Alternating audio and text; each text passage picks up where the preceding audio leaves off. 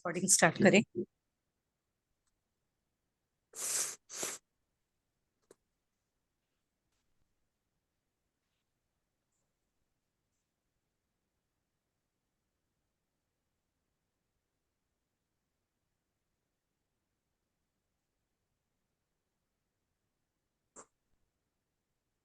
जी मतलब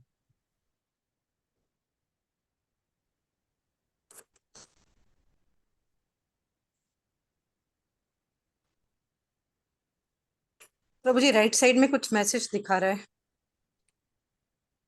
हाँ ठीक।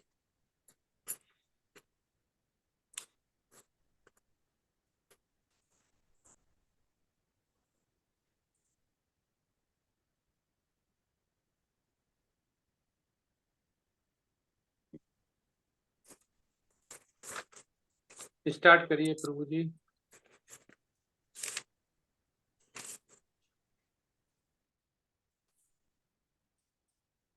शुरू करें प्रभु जी। हाँ यस माता जी।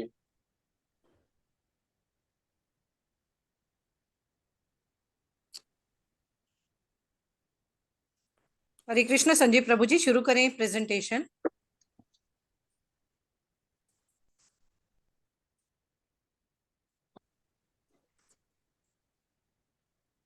जी माता जी, मेरी आवाज आ रही? जी जी। हरे कृष्णा, सभी को दंडवत प्रणाम। ग्रुप बी के सदस्य संजीव सेन प्रभु जी की प्रस्तुति में आप आज अपनी प्रेजेंटेशन देने जा रहे हैं। प्रेजेंटेशन 21। तो आज प्रभु जी कृपया थोड़ा जोर से बोलें। जी माता जी, मैं माइक को ही चेक कर रहा था, तो मुझे लगता है कुछ ओके। आवाज आप तक कम आ रही है, बट जी जी काफी कम है। जी। ओम नमो भगवते वासुदेवाय। ओम नमो भगवते वासुदेवाय। ओम नमो भगवते वासुदेवाय। ओम अज्ञानं तिमिरान्धस्य ज्ञानञ्जश्लाघ्या चक्षुरुन्मिलितं येन तस्मै श्रीगुरवे नमः। श्रीचैतन्यमनोभीष्टं स्थापितं येन भूतले स्वयं रूप कदा मह्यं ददाति स्वगतान्तिकम्। वन्दे श्रीगुरो श्रीयुक्तपदकमलं श्रीगुरुं वैष्णवाश्रमं श्रीरूपं साग्रजातं सहस्रनाथ हितं तं सजीवं साद्वैतं सावधूतं परिजनसहितं कृष्णचैतन्यदेवं श्रीराधाकृष्णपादां सहगणललिता श्रीशाखाविष्टाश्चं। हे करुणा सिंधु, हे कृष्ण करुणा सिंधु दीनबंधु जगतपते गोपेश गोपिका कांत राधा कांत नमोस्तुते। तप्त कांचन गौरांगी राधे वृंदावनेश्वरी विश्वानुसुते देवी नमामि हरिप्रिये। वाञ्छाकल्पतरुभ्यश्च कृपा सिन्धुभ्येव च पतितानां पावनेभ्यो वैष्णवेभ्यो नमो नमः। जय श्री कृष्ण चैतन्य प्रभु नित्यानंद श्री अद्वैत गदाधर शिवसादि गौर भक्तवृंद। हरे कृष्ण कृष्ण कृष्ण हरे हरे, हरे राम राम राम हरे हरे। आप तुलसी प्रणाम मंत्र। वृंदाय तुलसी देवाय प्रियाय केशवस्य च विष्णु भक्ति प्रदे देवी सत्यवते नमो नमः।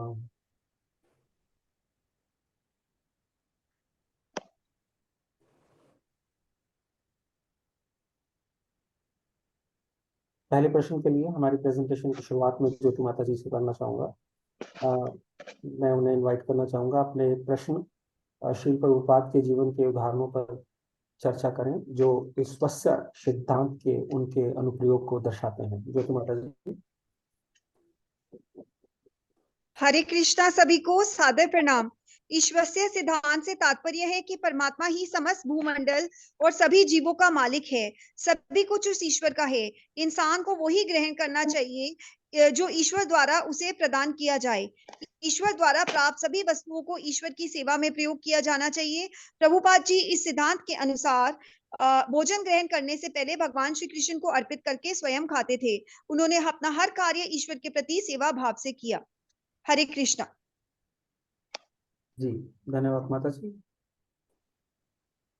अब मैं सुमन खुल्लर माता जी से प्रार्थना करूंगा कि वो अपने प्रश्न मानव जीवन द्वारा प्रदान की जाने वाली सुविधाओं की व्याख्या करते हुए सादृश्य की व्याख्या करें। सुमन कोलर माता जी। हरे कृष्णा प्रभु जी, सभी को सादर प्रणाम। हरे कृष्ण सभी को। मैं कोशिश करूंगी कि प्रभु जी आपके प्रश्न का उत्तर दे पाऊं। मेरे उत्तर है श्री प्रहलाद महाराज जी की स्तुति, जैसे श्रवणम कीर्तनम वैष्णवम स्वर्णम पद सेवनम अर्जनम वंदनम दास्यम संख्या आत्मा निवेदनम, दिव्य ज्ञान प्राप्त करने की दिशा में श्रवण में अर्थात सुनना प्रथम कदम है। गुरु के पास जाकर सत्य को सीखने का प्रयत्न करें और बेनती भाव से जिज्ञासा करो कि उनकी सेवा करें। सर्वरूप प्रसिद्ध व्यक्ति तुम्हें ज्ञान प्रदान करा सकता है, क्योंकि उन्हें सत्य का दर्शन किया है। ब्रह्मा की दृष्टि का विचरण करते समय कोई भाग्यशाली जीव भक्ति लता का बीज प्राप्त कर सकता है। ये सब गुरु एवं भगवान श्री कृष्ण की कृपा से ही संभव होता है। मनुष्य को चाहिए कि भगवत धाम वापस जाने के इस अवसर को अत्यंत उत्साह पूर्वक स्वीकार करे और प्रमाणिक गुरु के निर्देश में मनुष्य को हर वस्तु भगवान श्री कृष्ण की सेवा के अनुकूल होती है। भक्ति को संपन्न करना निष्क्रिय ध्यान नहीं, अपितु आध्यात्मिक जीवन की पूर्व भूमिका में व्यवहारिक कर्म है। इस कृष्ण भावनामृत आंदोलन में 4 मूल नियमित सिद्धांत है, जैसे अवैध मिथुन, मांसाहार, दुर्त कीड़ा और सेवन, नशों का सेवन। इन चारों का बहिष्कार करना चाहिए। यथा प्रतिदिन हमें जप माला 16 माला का जप करना चाहिए और साथ ही भक्ति में सफलता के लिए मनुष्य को अवांछित लोगों की संगत को त्याग देना चाहिए। वैष्णव को वह जो संसारिक लोगों या अभक्तों की संगति को हमें छोड़ दें। और भक्ति में सेवा का अर्थ है दिव्य कार्य जो है उनका सभी को हमें क्या करना चाहिए, प्रातः काल 4 बजे उठकर आरती पूजा में भाग लेना चाहिए, भगवत गीता और भागवतम को पढ़ना चाहिए और हमें कीर्तन करना चाहिए और 24 घंटे जिससे भक्ति कार्यकलापों में हमें रत रहना चाहिए। इस प्रयास को विनाश नहीं होता, ना ही इसमें कोई कमी आती और भगवान इसकी सदैव रक्षा करते। धैर्य तथा विश्वास के साथ भक्ति के नियमित कार्यों की उत्साहपूर्वक संपन्न करना कहलाता है। इस प्रकार मनुष्य बिना व्याध्या के व्यक्ति में प्रगति कर सकता है। मानव जीवन द्वारा प्रदान की जानी ये सुविधाएं बताई गई हैं। हरे कृष्णा प्रभु जी। बहुत बहुत धन्यवाद माता जी।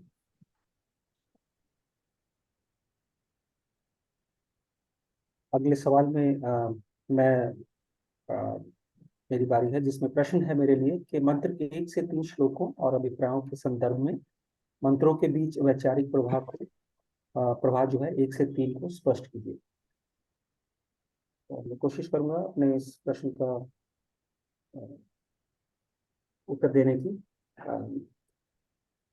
ईशोपनिषद जो कि हिंदू दर्शन में सबसे छोटे और सबसे गहन उपनिषदों में से एक है, इसमें केवल 18 श्लोक हैं और मंत्र 1 से 3 जो है पूरे पाठ के लिए मूलभूत स्वर निर्धारित करते हैं और प्रमुख दार्शनिक विचारों को स्थापित करते हैं।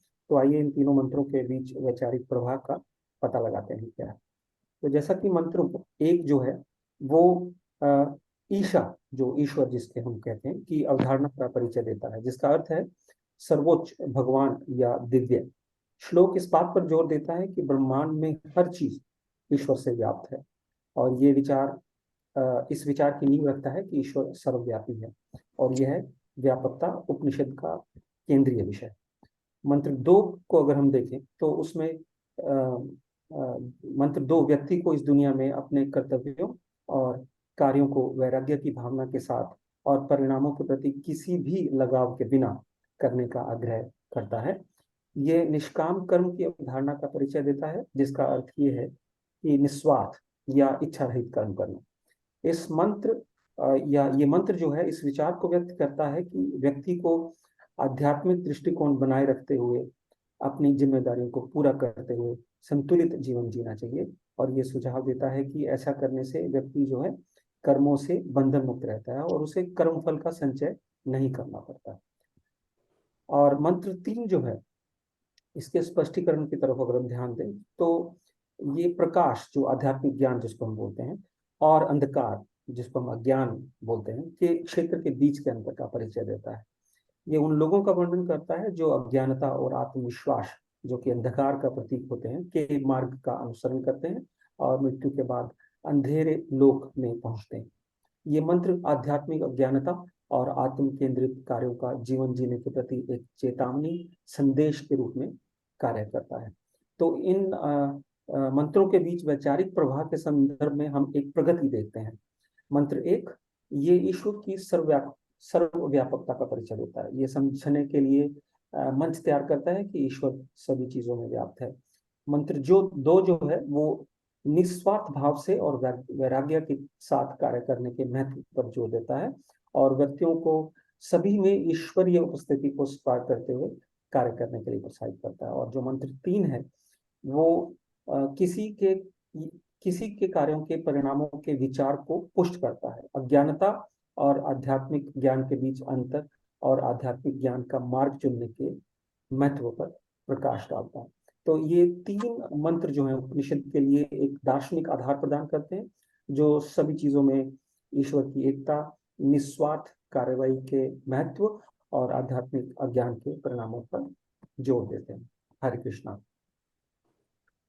अगले सवाल के लिए मैं सुमनलता त्यागी माता जी को आमंत्रण देना चाहूंगा कि वो अपने प्रश्न, जिसमें कि वे बताएं कि स्वामित्व की अवधारणा जैसा कि पूंजीपतियों या कम्युनिस्ट जो हैं द्वारा प्रतिपादित किया गया है, शांति का निर्माण नहीं करती है। मंत्र 1 श्लोक और तात्पर्य के संदर्भ में आपने इस विषय को चर्चा में लाए।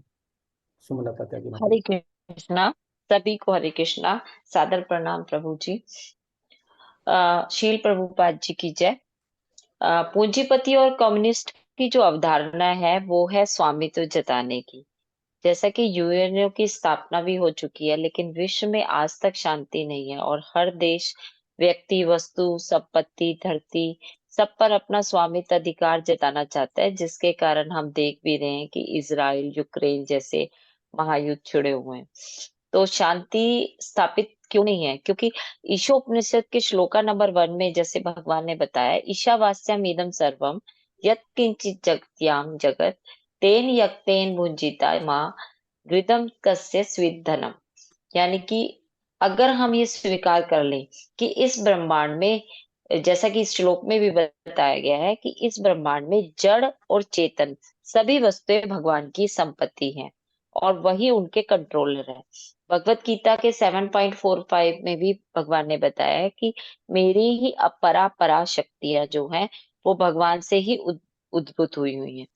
तो सेकंड इसमें ये बताया है कि मनुष्य को उन्हीं वस्तुओं को स्वीकार करके संतुष्ट रहना चाहिए जो उसके भाग में है, यानी कि भगवान ने नियत की है उसके लिए, उन्हीं से हमें संतुष्ट रहना चाहिए।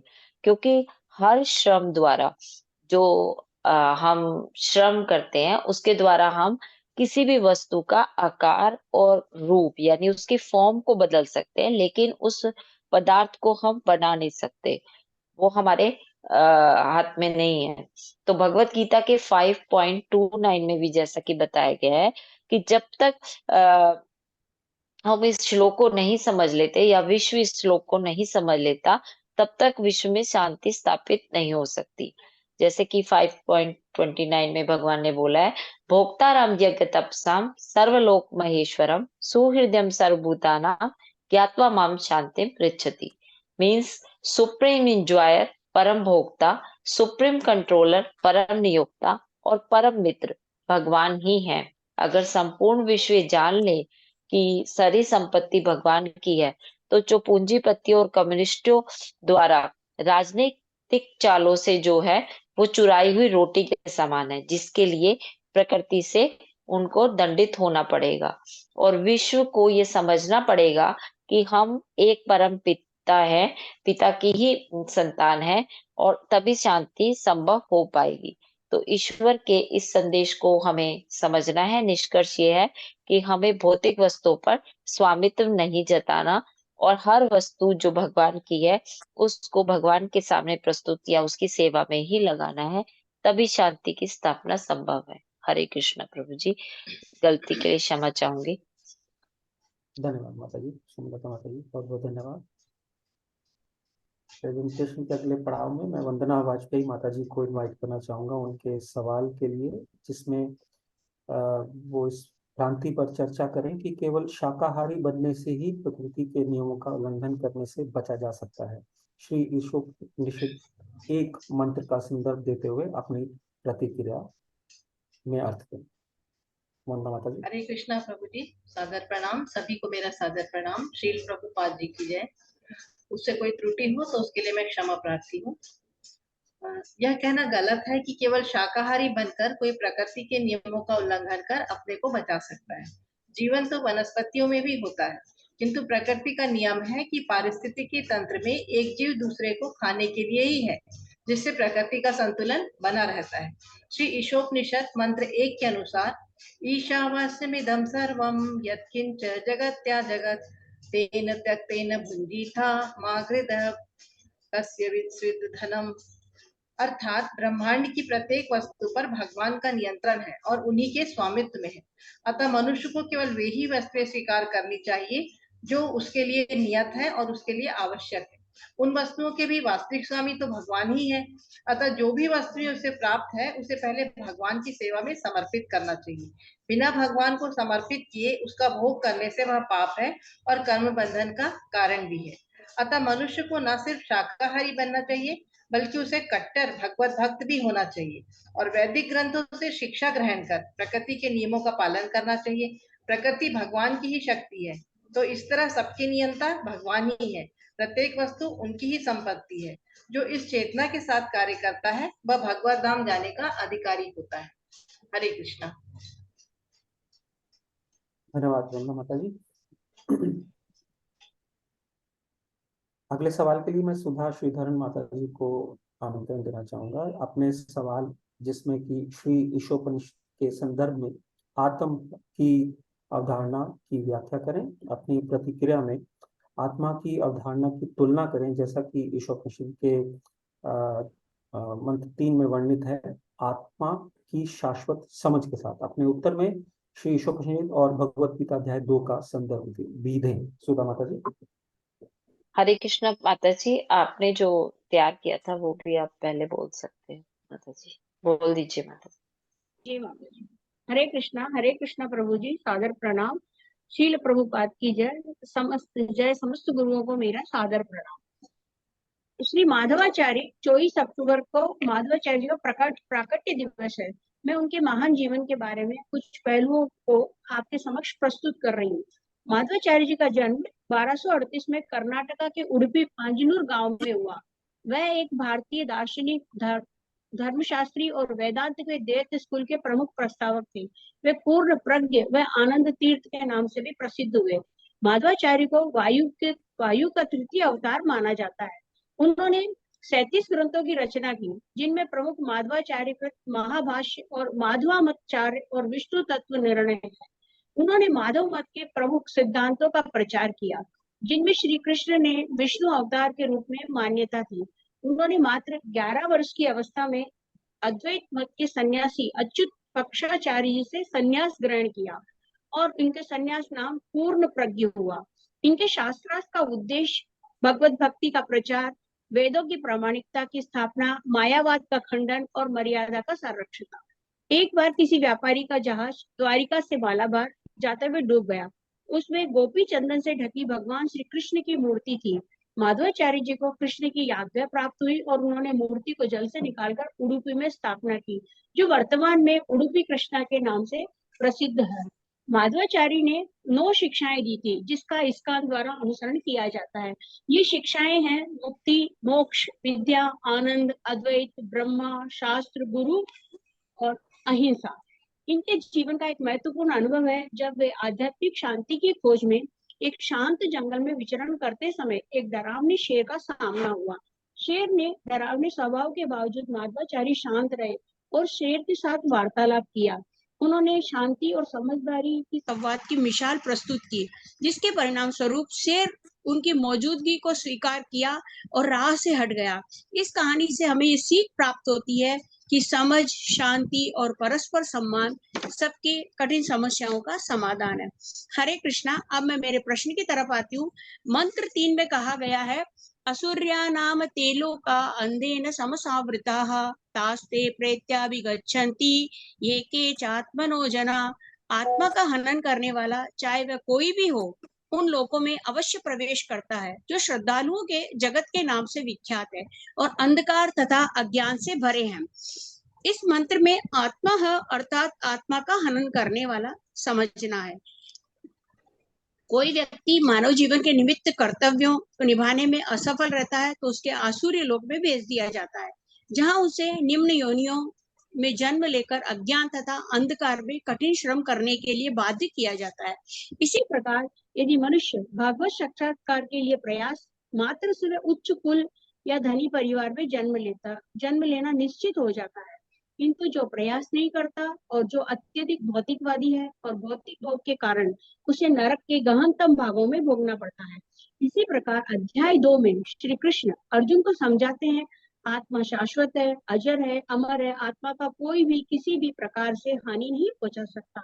हम जो भी हैं हमारे निमित्त कर्मों के अनुसार हैं, अतः इस भौतिक जगत में मोह को छोड़कर आध्यात्म की ओर बढ़कर भगवत प्राप्ति करना है, अज्ञानता से ज्ञान की ओर बढ़ना है। हरे कृष्णा। धन्यवाद प्रभु जी। बहुत बहुत धन्यवाद सुधा माता जी।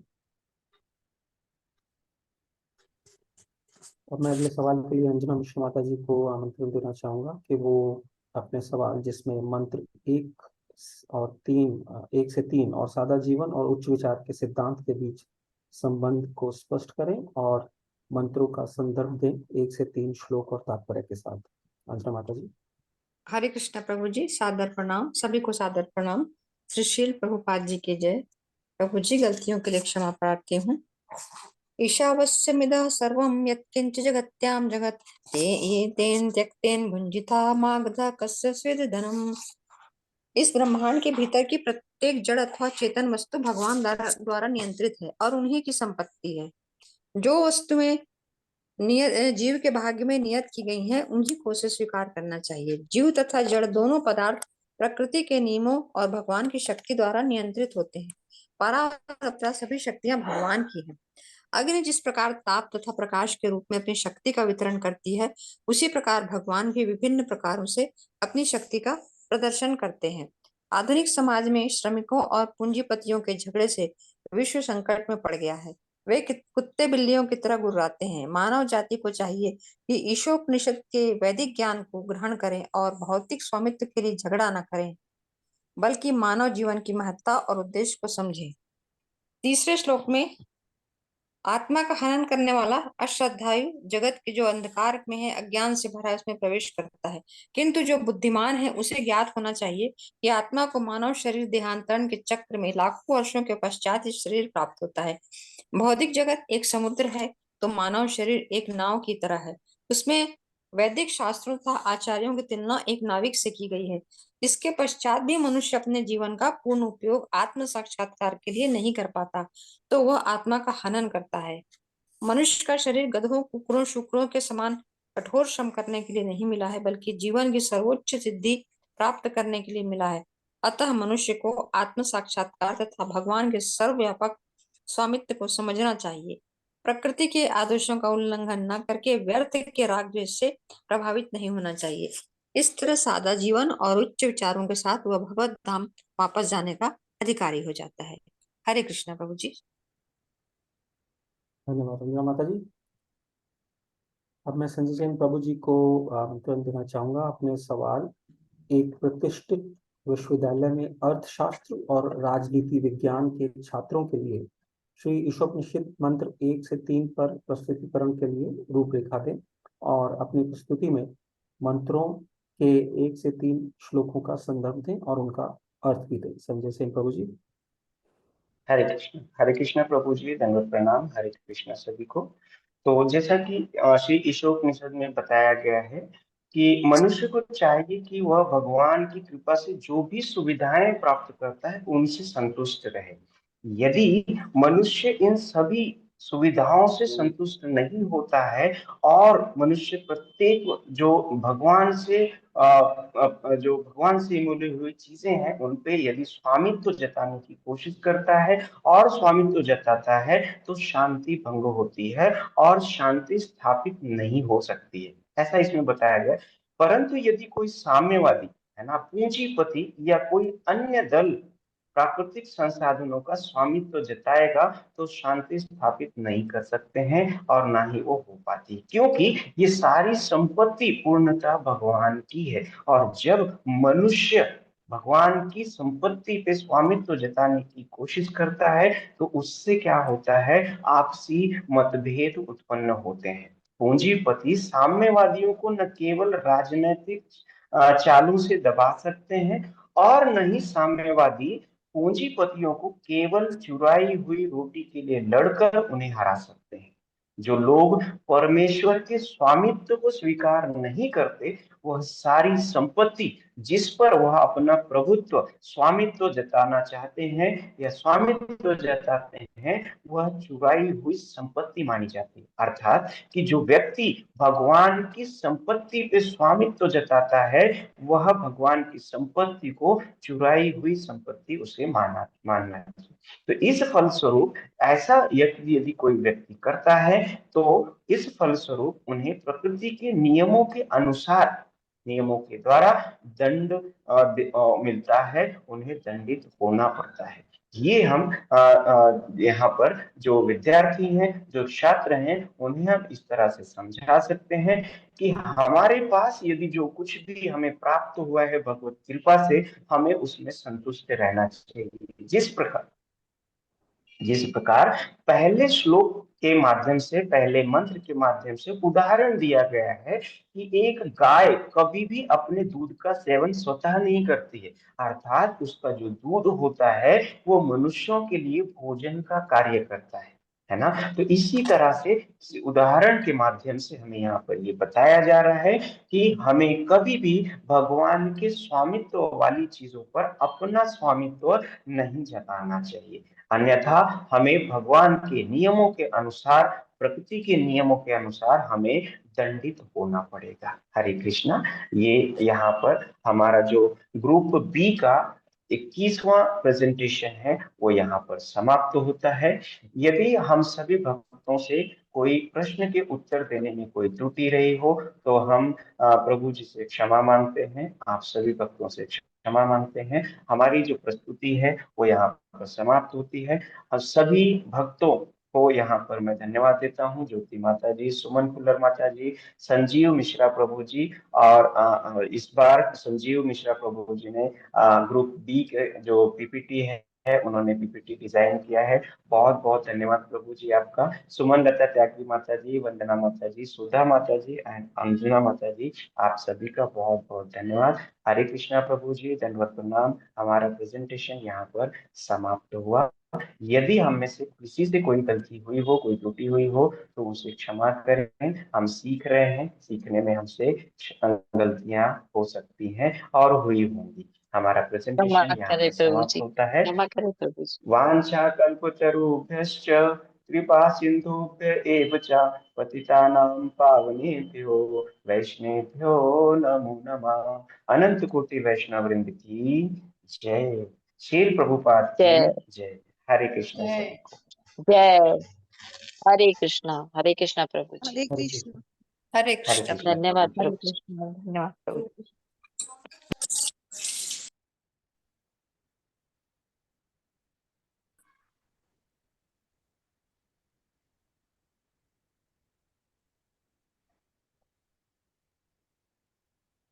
हरे कृष्णा। हरे कृष्ण प्रभु जी। हाँ, प्रेजेंटेशन तो अभी जैसे समाप्ति पे आ गई है तो उसमें लगता भी है कि हाँ वो जो नॉलेज होती है वो नॉलेज भी है और काफी मेच्योरिटी दिखाई देती है कि जिस हिसाब से प्रेजेंटेशन दी, जिस हिसाब से कंटेंट लेके आए। अब यही लेकिन क्या होता कि हमें जो भी हम बना रहे हैं, जब हम डिफरेंस देखें ना कि बिफोर लेवल 4 और आफ्टर लेवल 4, तो हमें वो चेंज दिखना चाहिए। चेंज किसमें दिखना चाहिए? प्रेजेंटेशन या कंटेंट में ही चेंज दिखना चाहिए, भक्ति में। तो भक्ति में जैसे इसमें आता है कि हम लोग जब पढ़ते हैं तो ईशावास्यम, तो एक्चुअली इसका अर्थ अगर कौन इस ग्रुप से बताएगा कि ईशावास्यम या जो सिद्धांत ईशोपनिषद का है जो अपने जीवन में, तो इसके व्यवहारिक तरीके या वर्णन कि आज की डेट में हम कैसे कर सकते हैं, कैसे बता सकते हैं? कौन बताएगा? या इस्कॉन के प्रभु हिसाब जी, से बता सकते हैं? हाँ जी, हरे कृष्णा प्रभु जी, हरे कृष्णा सभी को सादर प्रणाम। इसका मतलब ये कि ईश्वर जो हमें चीजें प्रदान करता है, हमें उसी पे अपना अधिकार जताना चाहिए, किसी अन्य की हिस्से में जो है उसको देखना नहीं चाहिए। और दूसरी बात ये कि जो भी ईश्वर हमें देता है, ईश्वर को अर्पण करके ईश्वर की ही सेवा में प्रयोग करना चाहिए। ये किसी भी क्षेत्र में हो सकता है। ये आपको जो ज्ञान मिला है, वो भी परमात्मा को अर्पण करके परमात्मा की सेवा में उपयोग किया जाए और उसके फल की अभिलाषा नहीं रखनी। वो ईशो से मतलब जो भी फल है वो भी भगवान को अर्पण। तो यही यही एक तरीका है, जो हम भोजन ग्रहण कर रहे हैं, पानी ले रहे हैं, जो भी ले रहे हैं, धन्यवाद प्रभु का उसको अर्पण करके फिर उसके बाद लेना। हर चीज जो भी है भगवान ने हमें दिया है, पहले भगवान को अर्पित करना, फिर अपने प्रयोग में लाना और भगवान की सेवा के प्रयोग में लाना, अर्पण करके उनकी सेवा के प्रयोग में यूज करना। इसके उदाहरण क्या, आज की डेट में अगर उदाहरण दें तो उदाहरण क्या है?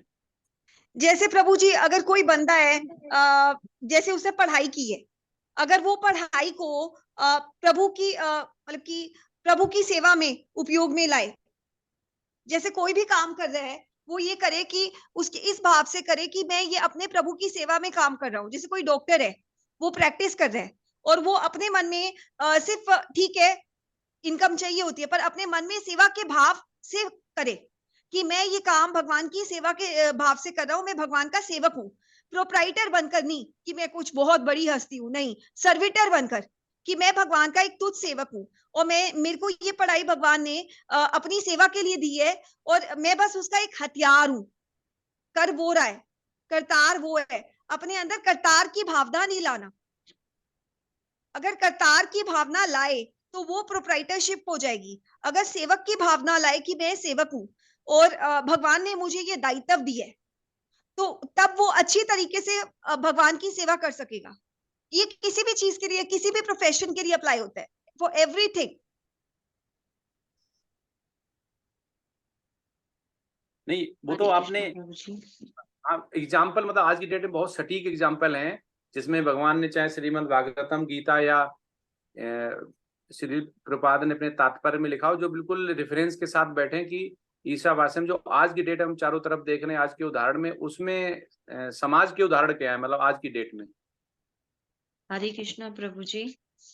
हाँ प्रभु जी, जैसे कि इसमें एक ही हमें संदेश मिलता है कि अगर हर कोई ये मान ले कि सुप्रीम जो कंट्रोलर है वो भगवान है और इंजॉयर में जो सुप्रीम इंजॉयर परम भोक्ता, जो कि 5.29 का श्लोका अगर हम समझ लें तो वो भगवान है। यानी कि भगवान से ही जब सारी चीजें आती हैं और उन्हीं का स्वामित्व है, तो हम उसको स्वामित्व जताने की हमको कोशिश नहीं करनी कि ये मेरा है या उस पे मैंने अधिकार प्राप्त करना है। तो अगर वो भावना अगर हमसे हट जाए और हम ये सोचें कि हम एक ही पिता की संतान है, वही परम एन्जॉयर, कंट्रोलर और हमारा मित्र भी है। तो उस श्लोका को अगर हम समझ लें, तो हम शांति स्थापित हो सकती है। तो हमें जो लड़ाई-झगड़ा है आज के दौर में जो चल रहा है कि ये मेरा है, वो समाप्त हो जाएगा जब हमें पता लग जाएगा कि हम जो जिस वस्तु की कामना कर रहे हैं, वो हम खुद चुरा रहे हैं उस वस्तु को भगवान से। तो भगवान ने जो जितना हमारे लिए निश्चित किया है, हमें उसमें ही संतुष्ट रहना है। क्योंकि हम कुछ भी वस्तुओं की फॉर्म को चेंज कर सकते हैं, लेकिन अगर हमें कोई कहे कि खुद से अपनी एक अलग से धरती बना दें, तो नहीं बना सकते, जिस पे हम स्वामित्व जता रहे हैं। वो भगवान ने ही बनाई है, उसके हम फॉर्म चेंज कर रहे हैं बस। तो हमारा कुछ भी नहीं है, अगर हम उसके स्वामित्व को स्वीकार कर लें भगवान के और ये जान जाएँ कि हम खुद एक चोर हैं, तो शायद शांति स्थापित हो सकती है। तो इसके उदाहरण क्या हैं?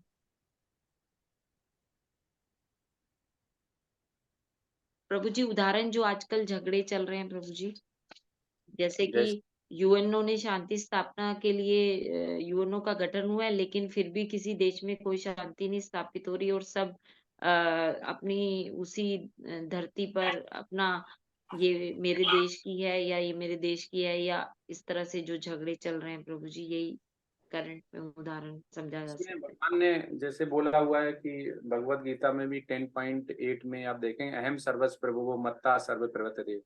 और दूसरा उन्होंने बोला हुआ है 7.4 में आई थिंक, जिसमें बोला है कि बूमरा न पलो वायु हम मनोबुद्ध देवचा। तो ये सब भगवान ने क्या बोला। उसके बाद उन्होंने 7.5 में भी यही बोला हुआ है कि अप्रोपित सुनाम प्रकृतम विदितम ते पराम। उन्होंने मतलब मैं आध्यात्मिक और भौतिक दुनिया का स्वामी हूँ, स्रोत हूँ, और सब कुछ मुझसे ही निकलता है। और जो भी पृथ्वी, जल, अग्नि, वायु, मन, बुद्धि और मिथ्या अहंकार, ये सब जो 8 मिलकर भौतिक ऊर्जाएं हैं, ये भी मेरा ही स्रोत हैं। और इस जिसमें जो मेरी 7.45 में भी बोला है प्रभु जी। इसमें भी जीव शामिल है। तो ये आता है। लेकिन सबसे अच्छा एग्जाम्पल अगर आप देखें, समाज के उदाहरण हैं, वो समाज के उदाहरण हैं कि जिसमें आप आगे देखेंगे भगवान हर चीज के मालिक हैं।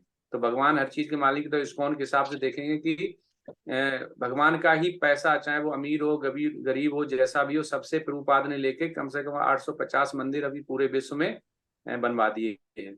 और मुफ्त का संडे को लव फीस्ट हो गया, मुफ्त का प्रसाद मिलता है और शुद्ध शाकाहारी भोजन मिलता है।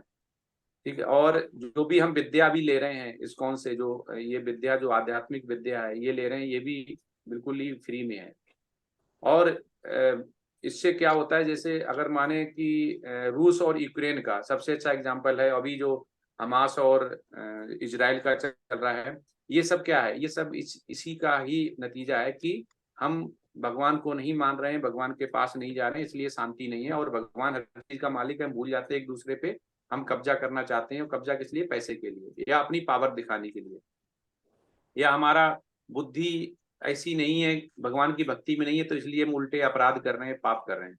आवश्यकता से अधिक संचय करना जैसे लिखा हुआ। तो ये सारी चीजें क्या है, ये सारी चीजें ही भगवान से हमें दूर करती हूँ। जैसे ही भगवान से दूर होते हैं, फिर हमें पाप अपराध की प्रवृत्ति आ जाती है। फिर हम नहीं देखते हैं कि क्या अच्छा है क्या बुरा है।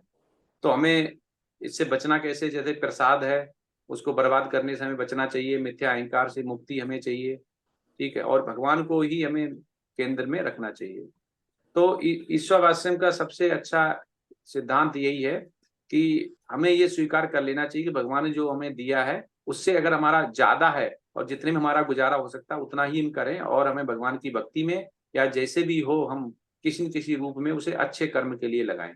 तो इसलिए उसका दुरुपयोग बंद हो जाता है। और रहा शरीर, शरीर तो खत्म नहीं होता कि आपने कुछ आज शाम को क्लास ली तो इतना 1 mm या 1 इंच कम हो जाएगा। शरीर भी वैसे ही बना रहता है। तो शरीर का हम दुरुपयोग करना बंद कर दें। दुरुपयोग मतलब हो गया मेटलिस्टिक के लिए बहुत बुरी तरह काम कर रहे हैं, भगवान के लिए टाइम नहीं, पैसा कमा रहे हैं, हाय हाय मचा रखी है, वो ऐसा मना करते हैं। भगवान भी गीता में बताते हैं, प्रभुपाद ने भी ऐसे ही लिखा हुआ है कि इसको हमें शांति मन से अपने शरीर का दुरुपयोग ना करके शरीर का प्रयोग करना चाहिए। यही एक्चुअली ईशावास्यम का सबसे अच्छा सिद्धांत है कि कैसे हम कृष्ण भावना भावित का भाव हम लेके आए। तो भोक्ता राम यज्ञ प्रसाम सर्वलोक महेश्वरम। तो भगवान ने कितनी जगह 5.29 में भी ये बोला हुआ है कि सबका ही भगवान है। और भगवान को अगर समझ लेते हैं तो माया से हम दूर हो जाते हैं। नहीं तो माया हमारी स्वामी बन जाती है और हम उसके दास बन जाते हैं। ये है। हरे कृष्णा। किसी का कोई क्वेश्चन है तो पूछ सकते हैं, अगला प्रेजेंटेशन चालू करते हैं।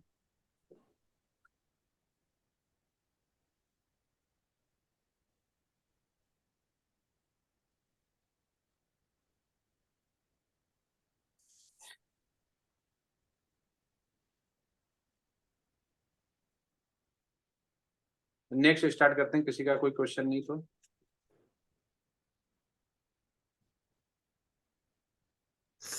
हरे कृष्णा। संजीव प्रभु जी, शेयरिंग बंद कर दीजिए। जी माता जी।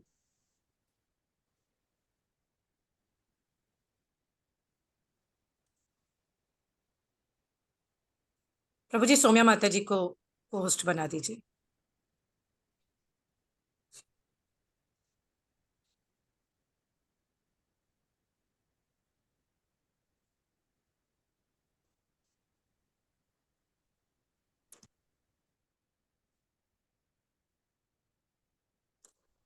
सौम्या माता जी बना दिया है।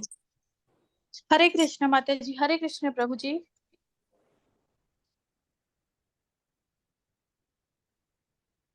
माता जी मेरी आवाज आ रही है? जी माता जी आ रही है। पीपीटी शेयर करें।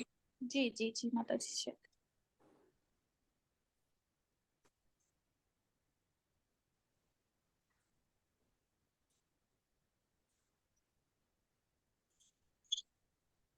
हरे कृष्ण सभी को दंडवत प्रणाम।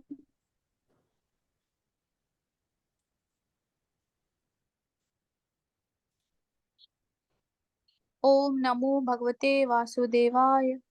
ओम नमो भगवते वासुदेवाय। ओम नमो भगवते वासुदेवाय।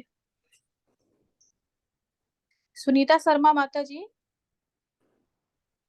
हरे कृष्णा माता जी। जी माता अब जी आप ये आवाज आ रही है माता प्रेजेंटेशन जी? शुरू कीजिए। जी माता जी। हरे कृष्णा प्रभु जी, सादर प्रणाम। हरे कृष्णा सभी भक्तों को। ओम नमो भगवते वासुदेवाय। ओम नमो भगवते वासुदेवाय। ओम नमो भगवते वासुदेवाय। मेरा प्रश्न आज का, अंतर्यामी क्या है? मेरा उत्तर है, भगवान चलते भी हैं और नहीं भी चलते। वे बहुत दूर भी हैं लेकिन बहुत पास भी हैं। वे हम सबके भीतर भी हैं, फिर भी सबसे बाहर भी हैं। यहाँ पर भगवान के कुछ दिव्य कार्यकलापों का वर्णन किया गया है जो उनकी अचिंत्य शक्तियों के द्वारा संपन्न होते हैं। उदाहरण के तौर पर मायावादी सिद्धांत को मानने वाले निशेषवाद भगवान के निराकार कार्यों को स्वीकार करते हैं।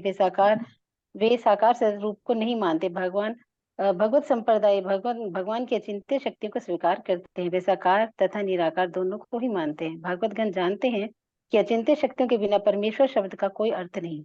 अचिंत्य शक्तियों से पूर्ण होने के कारण भगवान किसी भी माध्यम से हमारी सेवा को स्वीकार कर सकते हैं।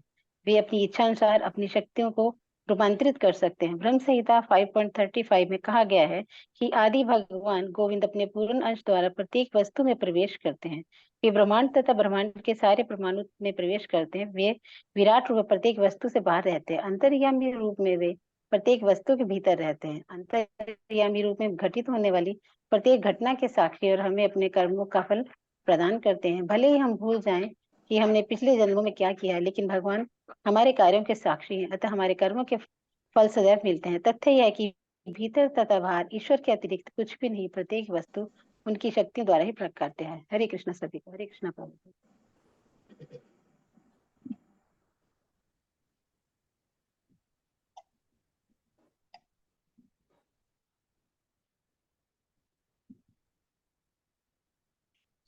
हरे कृष्ण माता जी।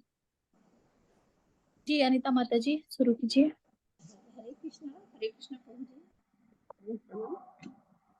मेरा प्रश्न है, जैसा कि मंत्र 6 के तात्पर्य में वर्णित है, मध्यमा अधिकारी किन 4 श्रेणियों के लोगों को देखता है?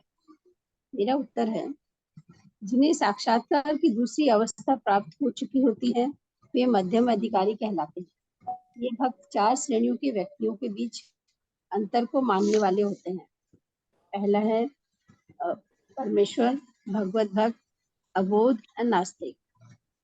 अबोध जिन्हें भगवान का कोई ज्ञान नहीं है। नास्तिक भगवान में श्रद्धा नहीं रखते, भक्ति करने वालों से घृणा करते हैं। मध्यम अधिकारी इन 4 श्रेणियों के मनुष्यों के प्रति पृथक पृथक प्रकार से बर्ताव करता है। वह भगवान को प्रेम के पात्र मानकर उनकी पूजा करता है और भक्ति करने वालों से मैत्री स्थापित करता है। वह अबोधों के हृदय में सुप्त भगवत प्रेम को जगाने का प्रयास करता है, किंतु वह उन नास्तिकों के पास नहीं जाता जो भगवान के नाम से ही घृणा करते हैं। हरे कृष्ण प्रभु जी। हरे कृष्ण।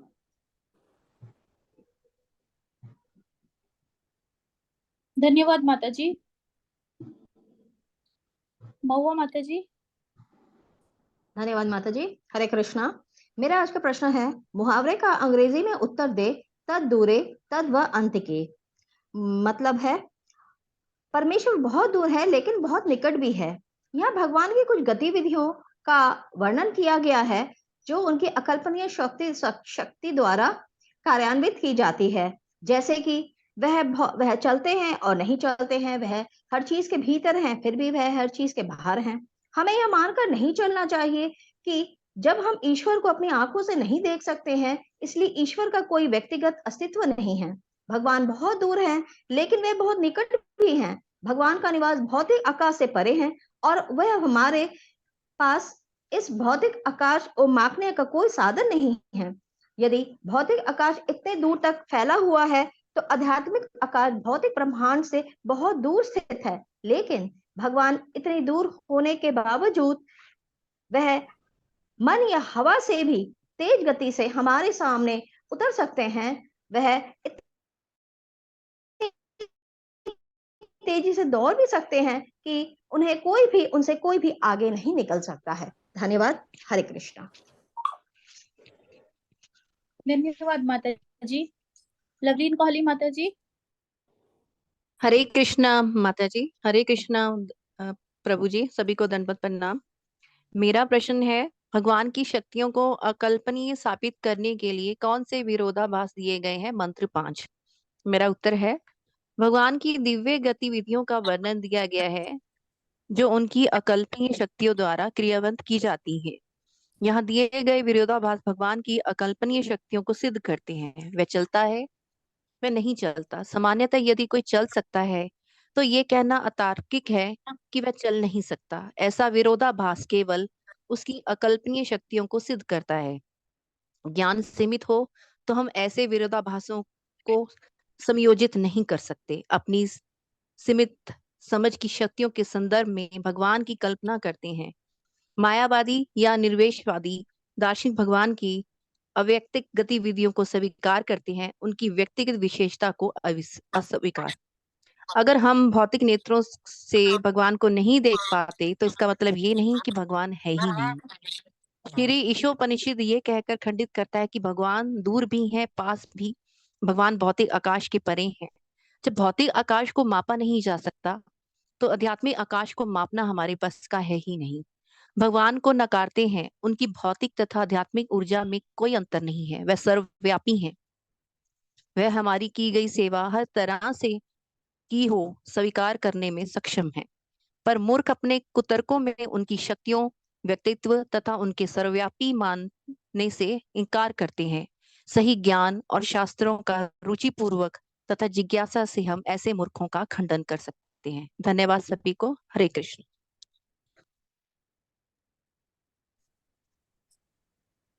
धन्यवाद माता जी।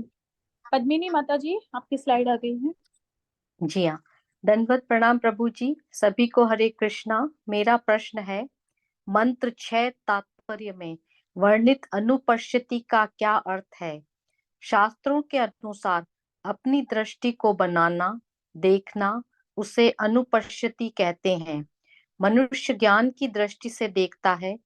हमें उस दृष्टिकोण को विकसित करना है। कौन देख सकता है? जो पहले से मुक्त स्तर पर 3 गुणों से ऊपर उठ चुका है, वह देख सकता है। वो देखकर हमें दिखा सकता है। वो व्यक्ति आध्यात्मिक आत्मा को भौतिक देह के अंदर देख उससे आत्मा की तरह सेवा करते हैं। संदर्भ भगवत गीता 18.54। कौन नहीं देख सकता है? जो एकत्व की बातें करते हैं पर देहात्म बुद्धि के स्तर पर हैं, जैसे झूठे दार्शनिक जो आत्मा तथा परमात्मा को ठीक तरह से समझ नहीं सकते, और राजनेता जो हमेशा कोई भौतिक लाभ के पीछे हैं। ऐसे व्यक्ति नहीं देख सकते हैं। कैसे विकसित करें अनुपश्यति? ऐसे व्यक्ति विधि पूर्वक अवलोकन करते हैं। हरे कृष्णा।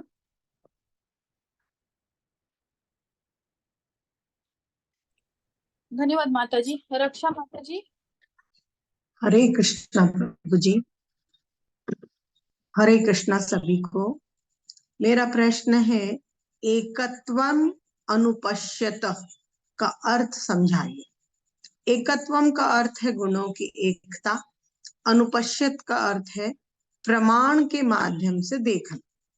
मंत्र 7 के अनुसार प्रामाणिक शास्त्रों के आधार पर सारे जीवों में भगवान के गुणों को देखना चाहिए। भगवान परम पूर्ण है और समस्त जीवों में ये गुण कम या अधिक मात्रा में मिलते हैं। इसलिए जीवों को परम पूर्ण का शूद्र अंश कहते हैं। इस बात को समझाने के लिए समुद्र का उदाहरण दिया गया है कि जिस प्रकार समुद्र के पानी और उसकी एक बूंद में सभी गुण समान होते हैं, किंतु बूंद कभी भी समुद्र नहीं हो सकती, उसके बराबर नहीं हो सकती। उसी प्रकार भगवान के गुण हम सब में, सबके पास है, लेकिन हम कभी भी भगवान के बराबर नहीं हो सकते। और प्रामाणिक ग्रंथ इस बात का प्रमाण है। हरे कृष्ण प्रभु जी, हरे कृष्ण। सभी को गलतियों के लिए क्षमा प्रार्थी हूँ प्रभु जी। हरे कृष्ण। धन्यवाद माता जी। अभी मेरी स्लाइड आ गई है। हरे कृष्ण सभी को, दंडवत प्रणाम। हरे कृष्ण प्रभु जी, दंडवत प्रणाम। आज का मेरा जो प्रश्न है, मंत्र 9 में उल्लेखित 2 उपमाओं का उल्लेख कीजिए जो ईश्वर विहीन लोगों द्वारा शिक्षा की उन्नति के संबंध में है। तो मेरा जो पहला उपमा है वो भगवत गीता के अकॉर्डिंग है। भगवत गीता के मत में ऐसे लोग जो निपट इंद्रिय तृप्ति में लगे रहते हैं उन्हें गधे कहते हैं, जो गधा अमूर्तता का प्रतीक है। जो लोग इंद्रिय तृप्ति की व्यर्थ खोज में लगे रहते हैं वे श्री ईशोपनिषद के अनुसार अविद्या की पूजा कर रहे हैं। जो लोग शिक्षा के विकास के नाम पर इस प्रकार की सभ्यता की सहायता कर रहे हैं वे वास्तव में उन लोगों की अपेक्षा अधिक हानि पहुंचा रहे हैं जो निपट इंद्रिय तृप्ति के पद पर आसीन है। ईश्वर विहीन लोगों के द्वारा विद्या की प्रगति उतनी ही भयावह है जितनी की सर्प के फन की बहुमूल्य मणि होती है। मणि से विभूषित सर्प मणि विहीन सर्प से कई अधिक घातक होता है। और मेरा जो दूसरा उपमा है वो हरि भक्ति सुभोदय से है। इसमें ईश्वर विहीन लोगों द्वारा शिक्षा की उन्नति की तुलना सबके श्रृंगार के साथ की गई है। भारत में अनेक अन्य देशों के ही समान कुछ लोग शोक संतप्त संबंधियों को प्रसन्न करने के लिए सबको सजाकर सभ्यत्र निकालने की प्रथा का अनुसरण करते हैं। इसी प्रकार आधुनिक सभ्यता के कार्यकलाप भौतिक जगत के नित्य दुखों को ढकने के लिए पैबंद लगाने के समान है। ऐसे सभी कार्य इंद्रिय तृप्ति को लक्ष्य बनाकर किए जाते हैं, लेकिन इंद्रियों के ऊपर मन है और मन के ऊपर बुद्धि और बुद्धि के ऊपर आत्मा है। इस तरह असली शिक्षा का उद्देश्य आत्म साक्षात्कार अर्थात आत्मा के आध्यात्मिक मूल्यों की अनुभूति करना होना चाहिए। कोई भी शिक्षा जो ऐसी अनुभूति को प्राप्त नहीं करवा पाती अविद्या मानी जानी चाहिए। ऐसी विद्या के पल्लवन का अर्थ अज्ञान के गहन गर्त में जाना है। हरे कृष्ण सभी को।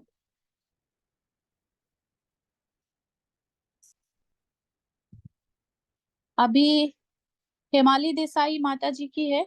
माता जी की तबीयत थोड़ा खराब है, इसीलिए उनका जो पाठ है वो मैं बोल देती हूँ। एक सेकंड प्रभु जी।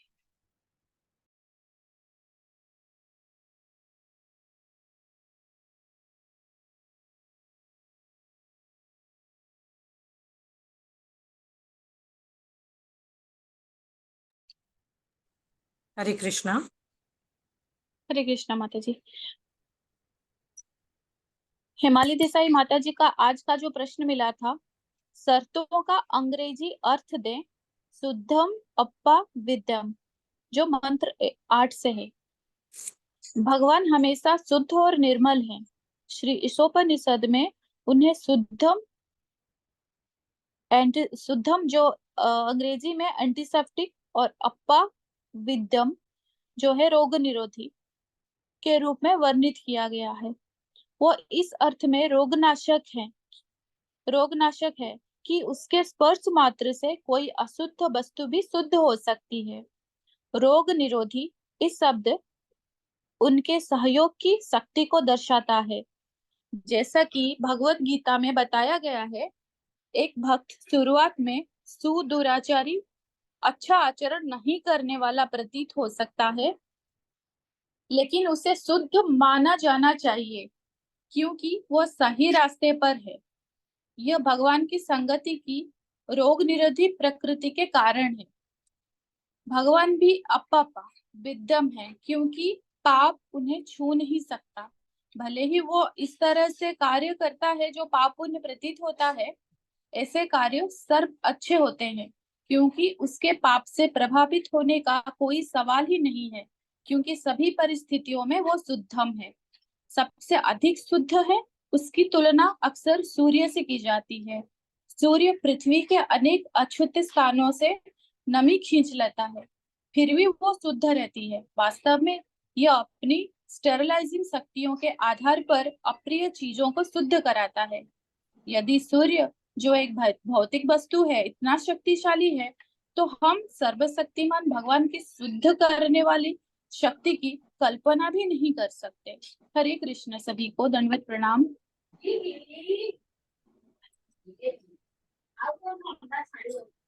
और इस एंडिंग प्रेयर के साथ मैं ये प्रेजेंटेशन को यहीं पर एंड करना चाहती हूँ। वाञ्छाकल्पतरुभ्यश्च कृपा सिन्धुभ्य एव च पतितानां पावनेभ्यो वैष्णवेभ्यो नमो नमः। वैष्णवेभ्यो नमो नमः। वैष्णवेभ्यो नमो नमः। हरे कृष्ण सभी को। हरे कृष्ण प्रभु जी। हरे कृष्ण। मैं हमारी देसाई बात कर रही हूँ सर। सॉरी, मैं बात ज्यादा बोल नहीं पा रही हूँ। सुमे माता जी, आपका बहुत बहुत धन्यवाद, आपने ये प्रेजेंटेशन को कैरी फॉरवर्ड किया। धन्यवाद प्रभु जी, और मुझे वो क्षमा करे, मैं ज्यादा बात नहीं कर सकती हूँ। हरे कृष्ण प्रभु जी। हरे कृष्ण। हरे कृष्ण।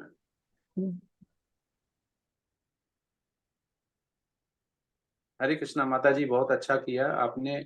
और अब जो पुराने डिवोटी कनेक्ट हुए तो उनका भी लेवल 4 कंप्लीट हो जाएगा। तो हमें कंप्लीट की तरफ नहीं जाना है कि हमारा कुछ कंप्लीट हो गया। हमें ये देखना है कि हमने जब ज्वाइन किया था तो हम आज की डेट में हमने अपने जो महत्व है, मतलब सामाजिक में हमने क्या भक्त बनाए, क्या हमें इतनी निपुणता आ गई कि किसी भक्त को हम कन्विंस कर पाए, या जो आध्यात्मिक है उसमें हमारी क्या उन्नति हुई, क्या हमारी जपा का क्वालिटी बढ़ा।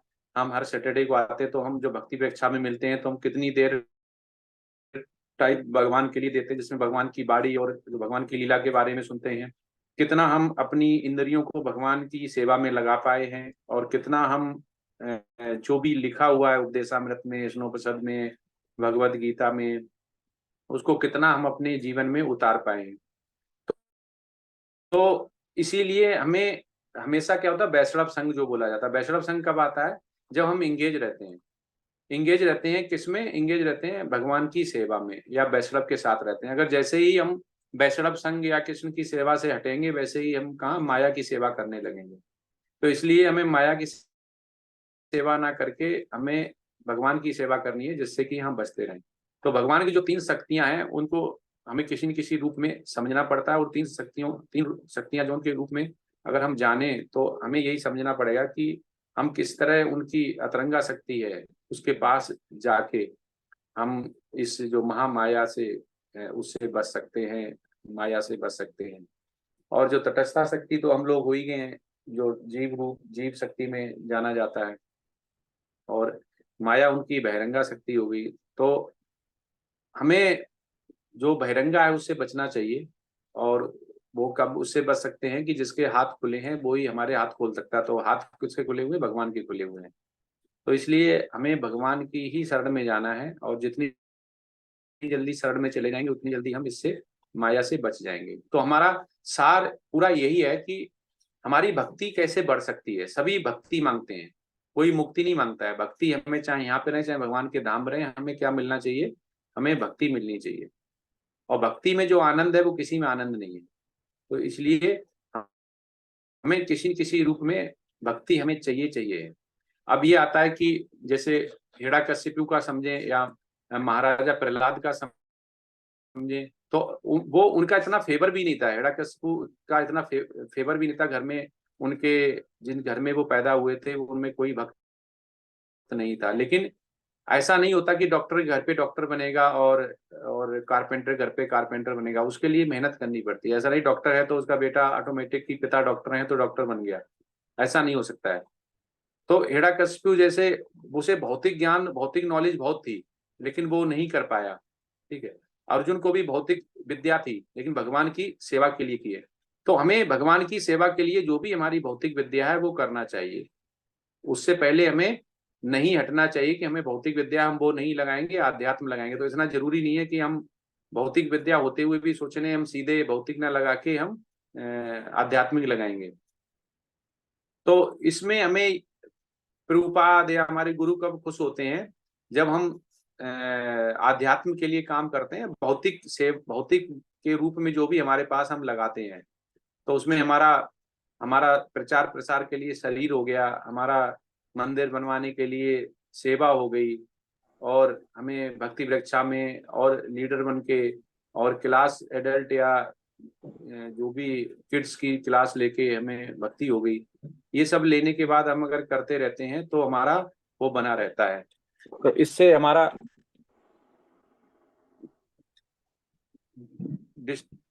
वो नहीं होता है। तो इसमें हमें ये अगर आप लोग बताएं कि आप लोगों ने पर्सनल जब लेवल 4 किया तो इसमें आपने खुद क्या सीखा, क्या आपकी प्रोग्रेस हुई, तो वो ज्यादा अच्छा रहेगा। और आप क्वेश्चन भी पूछ सकते हैं कि हमें क्या करना चाहिए, क्या नहीं करना चाहिए, और हमें ये चेंज आया। तो ये इसलिए नहीं था कि हमें केवल भौतिक नॉलेज बढ़ानी है, ये था आध्यात्म के लिए। और भगवान का स्वरूप सच्चिदानंद है, उस स्वरूप को हमें पहचानना पड़ेगा। और भगवान ही सभी के मूल है, हमें ये समझ आना चाहिए। और इससे जो हम अभी तक लेवल 4 पढ़ लिए हैं, तो उसमें ये समझ में आ गया कि सब कुछ भगवान के ही है, ना हम लेके आएंगे ना हम लेके आए, यही था यही रहेगा। ये सब माया का ही प्रपंच है, और इन 3 गुणों में हम बन जाते हैं। तो अभी आपके पर्सनल एप्लीकेशन में या personal day to day activity में अब 1 साल लगभग हो गया है, हो ही गया 1 साल। तो उसमें आपका क्या बड़ा है, आपने क्या ऐसा नया किया या इससे कुछ ऐसा सीखा इस ड्यूरिंग 1 साल में लेवल 4 में, कि पहले हम ये नहीं करते तब ये करने लगे हैं, और ये कैसे कर सकते हैं, या हमने ऐसा कर लिया है अब आगे लेवल में जाना है। ये मेरा क्वेश्चन है कि आपने अपने जीवन में इससे क्या सीखा और क्या इम्प्लीमेंट किया। हरे कृष्णा प्रभु जी। हाँ, यस माता जी। मैं रक्षा सिंह। तो प्रभु जी 4 नियमों का जो कड़ाई से पालन करना है वो हमने सीखा, और जपामाला जो है निरंतर बढ़ती गई। तो हम लोग और मंगल आरती ये सब पूरे नियम से हम अटेंड करने लगे। पहले थोड़ा सा आलस्य से कभी कभी नहीं कर पाते थे, तो इन सब में बहुत वृद्धि हुई। और कक्षा में जो आनंद आता है सब कुछ सुनने में, सबके भक्तों के साथ और आपसे जानने में, वो सब में बहुत वृद्धि हुई। बिल्कुल पूरी तरह कनेक्ट रहते हैं हम लोग, बिल्कुल उठना नहीं चाहते। और शनिवार आपके क्लास के लिए हम लोग प्रतीक्षा करते रहते हैं प्रभु जी।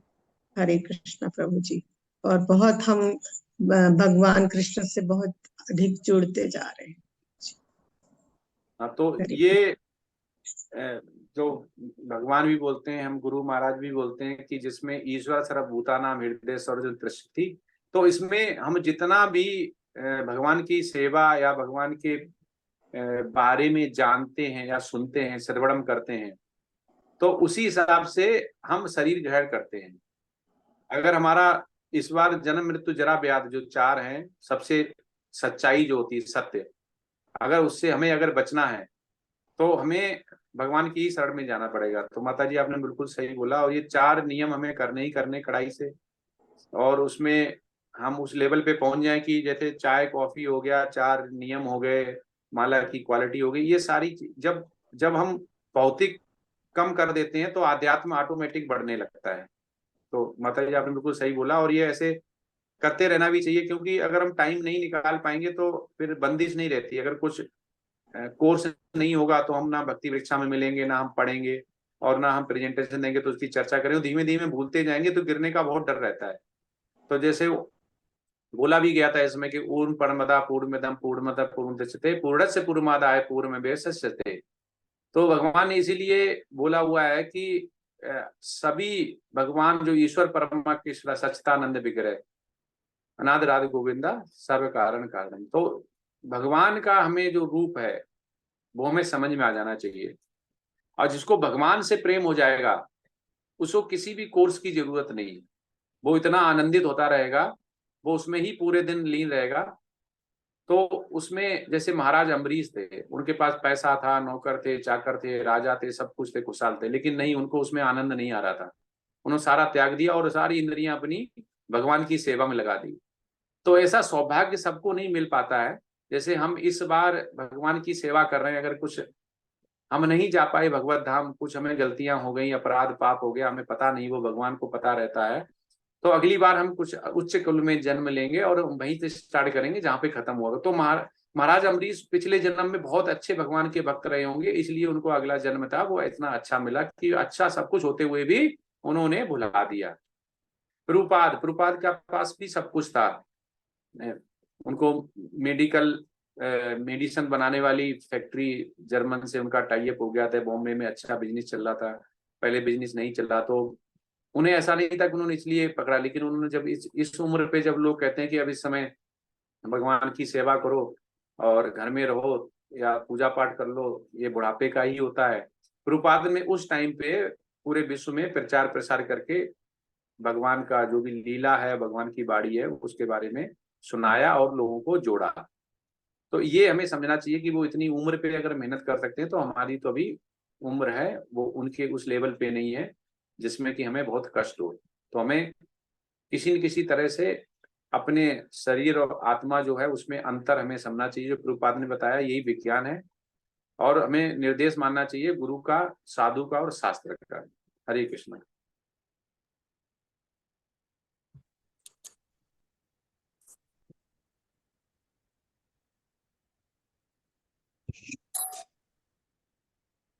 हरे कृष्णा प्रभु जी। हाँ हरे कृष्ण। अभी प्रेजेंटेशन है क्या, नहीं है? जी प्रभु जी, डी ग्रुप की बाकी है। डी बी और सी की हो गई, डी की बाकी है।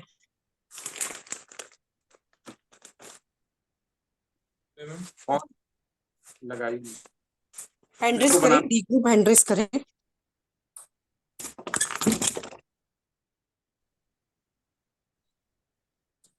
प्रभु जी, रूमा शर्मा माता जी की दोनों आईडीज को होस्ट बनाना है। हैंड रेस तो एक ही पे है माता जी, एक ही में बनाना है? दोनों पे है प्रभु जी। नहीं, एक में नहीं है माता जी। देखिए अब दिख रहा है? अभी हुआ, अभी हुआ। ठीक है माता जी।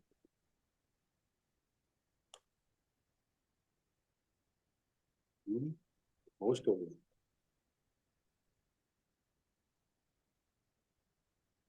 प्रभु जी, दूसरी आईडी को भी बनाना है। माता जी, हैंड डाउन हो गया। ये अपने आप ही हो रहा है, मैंने तो डाउन नहीं किया। माता जी होस्ट बन गई। होस्ट बन गई। माता जी खुद को बना दीजिए अभी। अभी क्या करूं? पार्टिसिपेंट्स में जाकर करूं? पहले अपने आप को होस्ट बनाइए, दूसरी आईडी को। माता जी की दोनों हो गई ना।